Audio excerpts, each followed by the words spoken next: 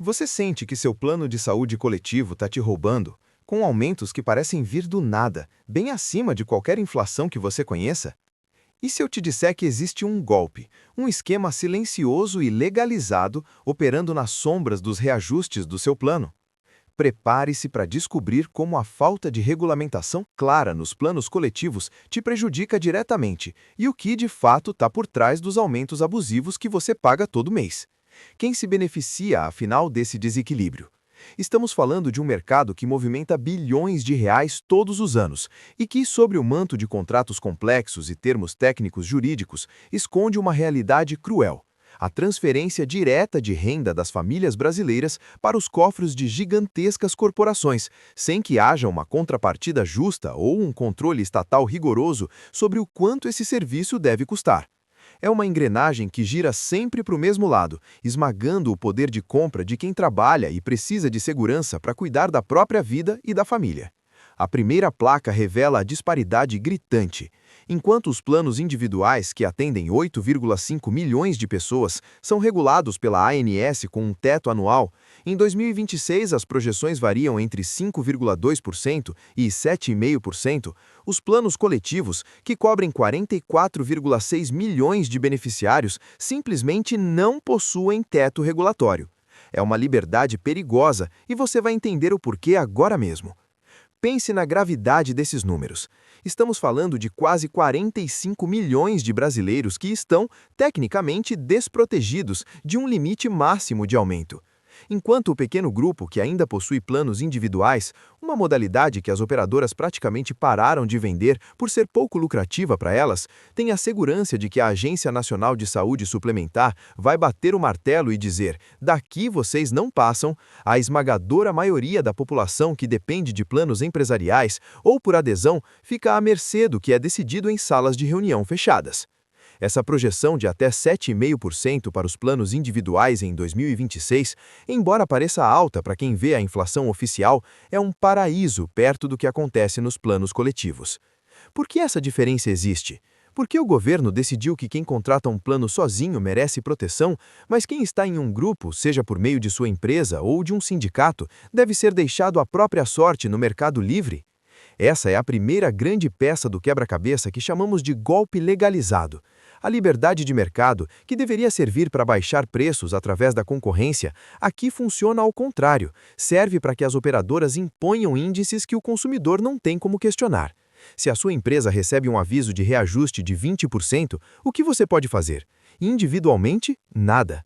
Você é apenas um número em um contrato de massa, e essa falta de teto é a arma mais poderosa que o setor de saúde suplementar possui para garantir que suas margens de lucro nunca caiam, não importa se o país está em crise ou se o seu salário está congelado.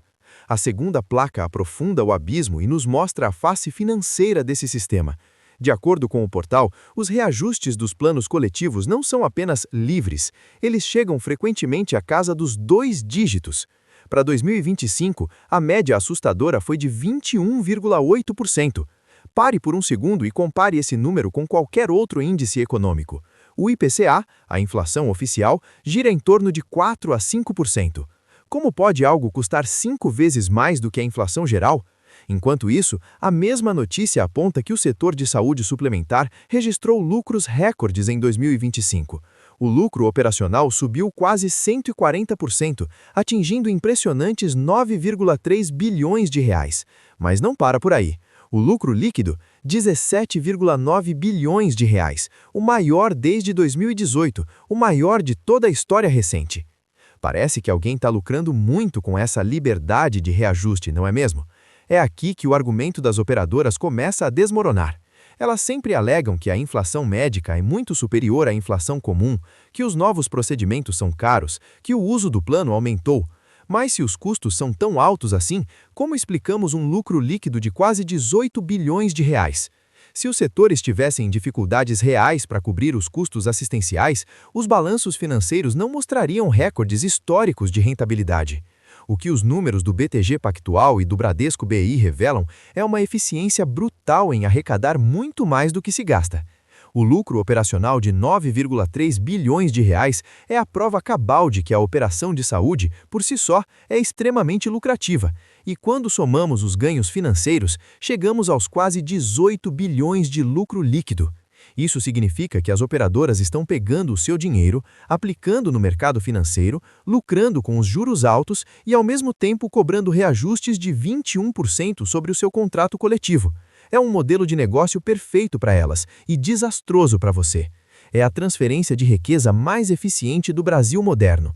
Retira-se o dinheiro do consumo das famílias e das folhas de pagamento das empresas para alimentar o topo da pirâmide financeira. O aumento de 140% no lucro operacional em apenas um ano não é um acidente, é o resultado direto de uma política de reajustes agressivos que não encontra barreiras na lei. Enquanto você corta gastos no mercado para pagar o plano, a operadora comemora o melhor resultado da sua história.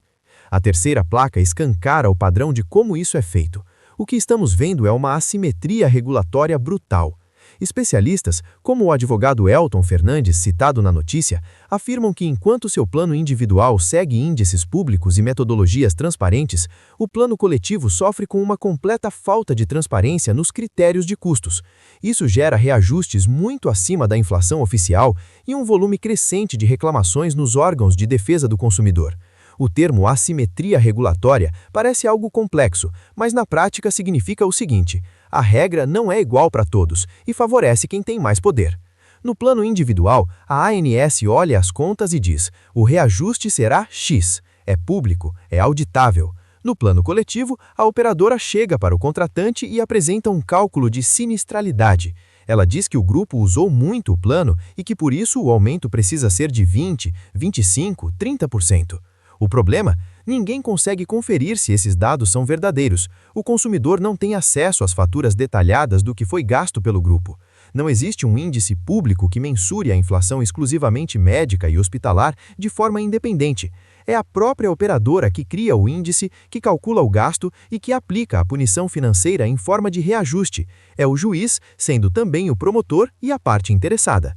Isso gera um ciclo vicioso, onde o consumidor é o elo mais fraco. As reclamações nos órgãos de defesa do consumidor não param de crescer, porque o sentimento é de total impotência. Você recebe o boleto com o aumento e, se não pagar, perde o acesso ao médico, ao hospital, ao tratamento que muitas vezes não pode ser interrompido. É uma faca no pescoço. E por que essa assimetria é permitida? Porque o sistema aceita que 84% do mercado, que são os planos coletivos, viva em uma terra sem lei em termos de teto de reajuste? Não seria um padrão de manipulação para empurrar todos os brasileiros para contratos onde eles não têm defesa? As operadoras sistematicamente dificultam a venda de planos individuais justamente porque neles elas não podem mandar no preço como bem entendem. Ao forçar o mercado para os planos coletivos e empresariais, elas garantem que o lucro recorde de 17,9 bilhões de reais continue crescendo, ano após ano, sem que nenhuma agência reguladora coloque um freio. Essa falta de transparência é o combustível do golpe. Quando não se sabe como o preço é formado, qualquer preço pode ser cobrado. A notícia destaca que a metodologia da ANS para os planos individuais traz algum grau de previsibilidade, mas nos coletivos, a ausência de um índice oficial de inflação médica e hospitalar abre espaço para o arbítrio. As operadoras alegam que o uso de novas tecnologias justifica o custo, mas ignoram que a tecnologia também deveria trazer eficiência e redução de processos. No final das contas, o que vemos é uma gestão de custos que é sempre repassada integralmente para o beneficiário, acrescida de uma generosa margem de lucro que, como vimos, nunca foi tão alta. É uma manipulação do medo. O medo de ficar sem atendimento de saúde em um país onde o sistema público está sobrecarregado, usado como alavanca para aceitar reajustes que beiram o absurdo. O tesouro revelado, a verdade nua e crua que ninguém quer que você perceba, é que o golpe por trás do seu plano coletivo não é uma fraude ilegal ou um erro de sistema, mas sim uma falha sistêmica proposital na regulamentação brasileira. A ausência de um teto para os planos coletivos, diferentemente dos individuais, não é um esquecimento do legislador. É uma escolha política que permite que as operadoras negociem livremente reajustes exorbitantes. Essa liberdade, celebrada pelas grandes empresas do setor, se traduz em lucros recordes para o mercado, enquanto você, o beneficiário final, arca com aumentos de 2 dígitos, sem nenhuma transparência sobre o que está pagando. O segredo é que essa falta de regulamentação clara cria um ambiente onde o consumidor é mantido como refém de negociações opacas. Quando a operadora diz que a sinistralidade do seu grupo subiu, ela está usando um termo técnico para esconder a falta de provas. Você não recebe uma auditoria externa, você recebe um ultimato. E o resultado são esses reajustes escondidos que não refletem a realidade da economia real, mas sim a busca incessante por lucros cada vez maiores para satisfazer acionistas e relatórios financeiros, como os do BTG e Bradesco BI que acabamos de ver. Essa liberdade negociada entre a operadora e a empresa contratante muitas vezes ignora o indivíduo. Se a empresa quer manter o custo baixo, ela corta benefícios ou aceita o reajuste e repassa a coparticipação para o funcionário.